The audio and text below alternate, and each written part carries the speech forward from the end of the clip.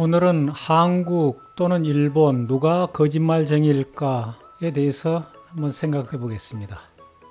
한국과 일본 사이는 불편하고 불쾌합니다. 과거의 역사 문제가 수십 년 동안 해결되지 않고 있기 때문입니다. 그런 와중에 일본 정부가 한국은 거짓말쟁이라는 거친 발언까지 했습니다. 그래서 나는 한국과 일본 중에서 누가 거짓말쟁이인지 살펴보았습니다. 우선 역사적으로 우리와 다른 일본 문화의 특징 두 가지를 생각해 보았습니다.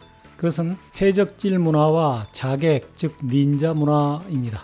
해적은 은밀하게 접근하여 기습 작전을 펼쳐 순식간에 약탈한 후에 신속하게 도망갑니다.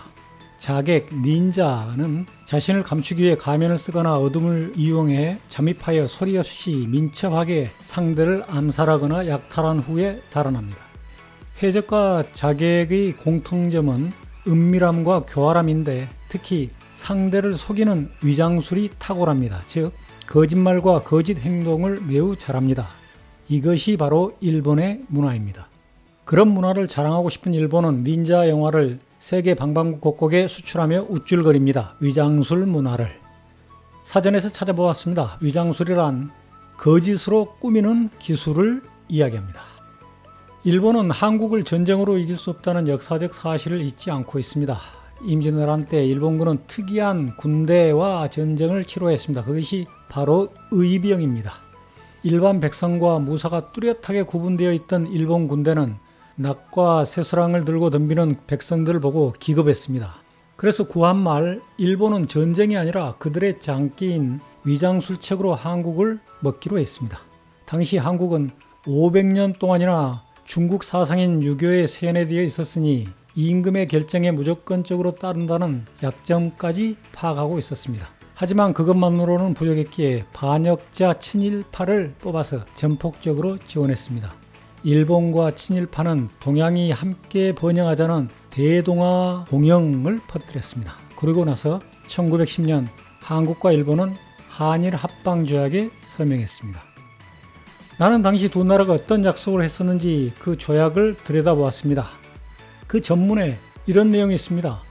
두 나라는 상호 행복을 증진하며 동양의 평화를 영구히 확보하고자 하는 바 이 목적을 달성하기 위해 이 조약을 마련했다는 그런 내용입니다.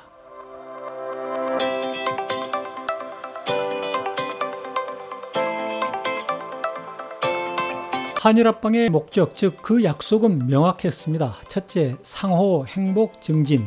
둘째, 동양의 평화 확보. 그런데 일본은 약속을 지키지 않았습니다. 처음부터 지킬 마음이 없는 약속을 체결하는 자는 사기꾼입니다. 고로 일본은 사기꾼이고 거짓말쟁이입니다. 다들 알고 있듯이 일본이 약속, 즉 계약을 어긴 사례는 한국 땅을 수탈하고 한국인들을 일본 각지의 광산, 공장에 데려다 노예처럼 부려먹었습니다. 한국 청년들을 전쟁터에 강제징용하고 한국 소녀들을 종군 위안부로 끌고 가 성노예로 만들었습니다. 한국말과 한글 그리고 이러한 우리 한국 문화를 말살하려고 했습니다. 중국, 미국과 전쟁을 벌여 동양의 평화를 깨뜨렸습니다. 나는 거듭 말하거니와 한국이 일본의 식민지가 된 것은 전쟁에 패배해서가 아니라 일본의 거짓말에 속았기 때문입니다. 1910년에 한일 전쟁은 없었습니다.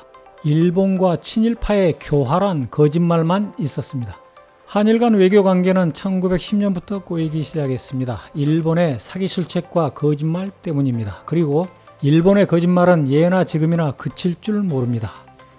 어느 일본 작가가 일본 사회에서 발견한 거짓말쟁이를 이렇게 묘사했습니다. 그엔 병적인 거짓말쟁이였어. 병이라고밖에 달리 말할 수 없을 정도지. 닥치는 대로 이야기를 꾸며댔어. 그렇게 이야기하는 동안에 자기 자신도 그걸 정말이라고 믿어버렸지.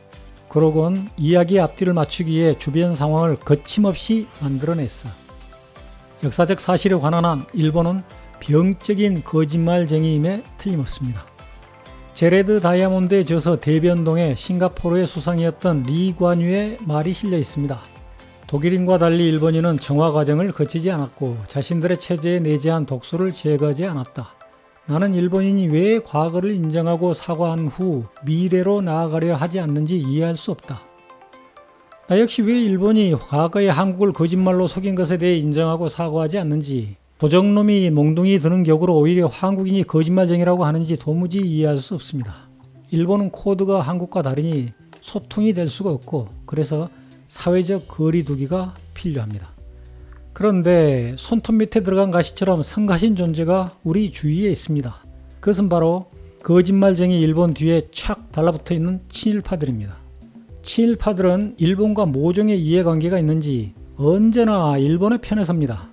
항상 일본의 입장을 거둡니다. 친일파가 정권을 잡으면 일본이 원하는 대로 협정을 맺어주고 정권이 바뀌면 그 잘못된 협정 때문에 수십 년 시끄럽습니다. 어떤 사람들은 이제 과거는 잊고 일본과 함께 미래를 향해 가자고 말합니다. 과거의 잘못을 인정도 하지 않는데 말입니다. 진심으로 사과도 하지 않는데 말입니다. 지금도 거짓말을 짓거리고 있는데 말입니다. 또 다른 일본 작가는 이렇게 말합니다. 사람이 사과하거나 용서를 비는 것을 진심으로 받아들이고 용서하는 것은 너무 지나치게 정직한 바보라고 여기는 것이다. 비는 것도 거짓으로 비는 것이므로 용서하는 것도 거짓으로 용서하는 것이라고 생각하면 지장이 없을 것이다. 만약 정말로 사죄받기를 원한다면 진심으로 후회할 때까지 두들겨 패주지 않으면 안 된다. 거짓말쟁이 일본과 친일파를 생각할 때마다 떠오르는 여러 가지 충고를 모아보았습니다. 유진 온일이 말했습니다. 있는 게 약이 아니에요. 기억해야 해요. 그래야 항상 조심하죠. 질 베른이 말했습니다. 너는 일부러 기억해줄 가치도 없는 놈이지만 우리는 너를 잊지 않을 것이다. 모옌도 말했습니다. 잘 들어. 사람이란 뭘 해도 괜찮지만 반역만은 안 돼. 아무리 그럴싸한 이유를 들어도 반역만은 절대 안 된다. 더글라스 케네디도 말했습니다. 과거의 죄는 아무리 사죄해도 부족하다. 구원받을 방법은 정의로운 길을 걸으며 끝없이 속지 않은 것뿐이다. 박완서 작가의 그 여자네 집에 이러한 내용이 있습니다. 젊어서 결혼을 약속한 두 남녀가 있었는데 청년은 일본 징용에 끌려가고 그동안에 처녀는 정신대에 끌려가는 것을 피하기 위해서 사랑하지도 않는 사람에게 시집가고 만다는 그러한 내용입니다. 자, 그 내용의 일부를 읽어드리겠습니다. 범죄의식이 전혀 없더군요. 그걸 참을 수 없었어요. 비록 곱단이의 얼굴은 생각나지 않지만 나는 지금도 생생하게 느낄 수가 있어요. 곱단이가 딴 데로 시집가면서 느꼈을 분하고 억울하고 절망적인 심정을요. 나는 정신대 할머니처럼 직접 당한 원한과 그걸 면한 사람들의 한까지 보태고 싶었어요. 당한 사람이나 면한 사람이나 똑같이 그 제국주의적 폭력의 희생자였다고 생각해요. 면하긴 했지만 면하기 위해 다들 어떻게 했나요? 강도의 폭력을 피하기 위해 얼떨결에 10층에서 뛰어내려 죽었다고 강도는 죄가 없고 자살이 되나요? 삼천리 강산 방방곡곡에서 사람의 기품, 그 향기로운 숨결을 모조리 질식시켜버리니 그 천인 공로할 범죄를 잊어버린다면 우리는 사람도 아니죠. 당한 자의 한해다. 면한 자의 분노까지 보태고 싶은 내 마음 알겠어요? 자, 그래서 우리는 거짓말쟁이 일본과 친일파의 행실을 결코 잊어서는 안 될 것입니다.